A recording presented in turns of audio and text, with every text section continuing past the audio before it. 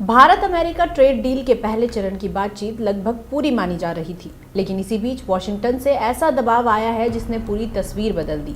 अमेरिकी राष्ट्रपति Donald Trump पर अब चीन नहीं बल्कि उनके ही देश के सांसद भारी पड़ते दिख रहे हैं।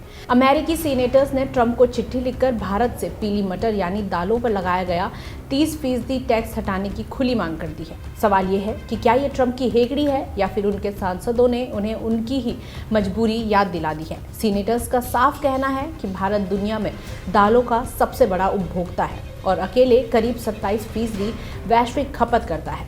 नॉर्थ डकोटा और मोंटाना जैसे राज्य मटर और दलहन के बड़े उत्पादक हैं, लेकिन भारत ने 30 अक्टूबर 2025 को पीली मटर पर 30% टैरिफ लगाकर अमेरिकी किसानों के रास्ते बंद कर दिए। ये टैक्स 1 नवंबर से लागू हुआ और इसके बाद अमेरिकी दालें भारत मुकाबले से बाहर होती चली गई।